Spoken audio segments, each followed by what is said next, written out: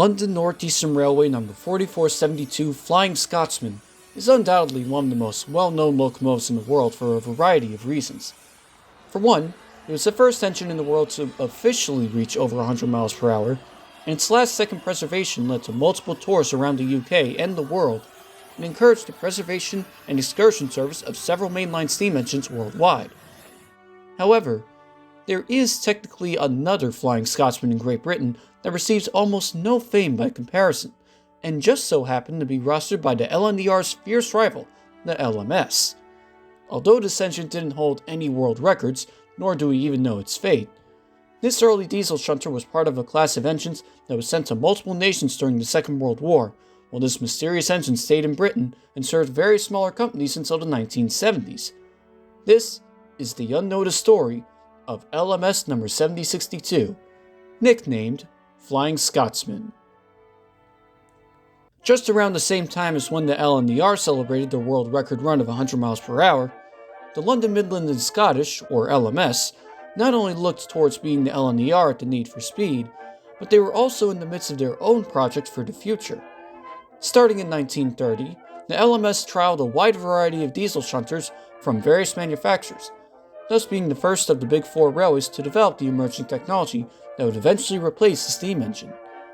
All of these designs were 060 shunters with various engine arrangements, jack shaft locations, and frame angles that all laid the groundwork for the British Rail Class 08 and other diesel shunters like it 20 years later.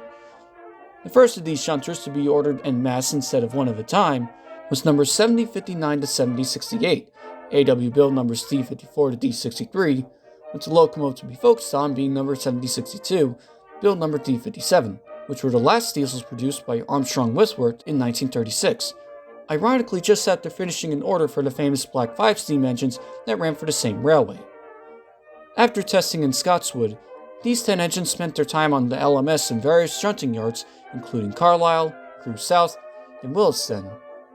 Oddly enough, these shunters were also given unofficial nicknames at unknown dates, as they were transferred between depots, with 7062 being given the nickname Flying Scotsman, a rather humorous one as this engine had no speed or styling when compared to the more famous LNER counterpart, hence the reasoning behind this video.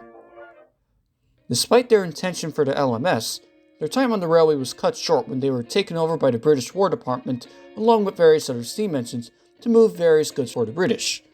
Many of these diesel shunters were exported to Allied nations, including France, Belgium, the Netherlands, and Egypt. However, 7062 along with 7063 were the only two shunters of the class to stay in Britain to move goods across their home nation. The 7062 was renumbered to 7025 in 1944, as it primarily worked on the LMS Melbourne line and Martin Mill Military Railway.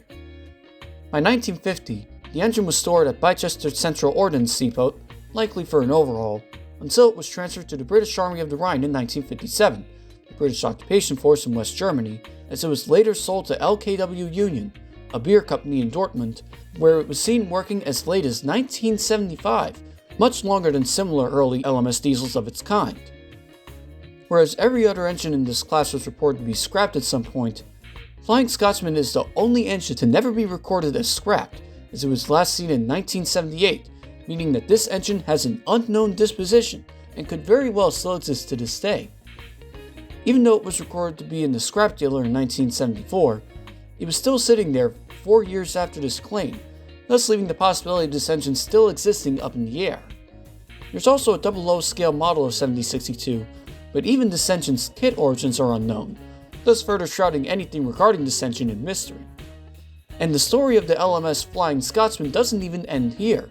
as there are reports of 2 LMS diesel shunters in this class being given the nickname Flying Scotsman, specifically LMS shunter number 7063, the other shunter that stayed in Britain.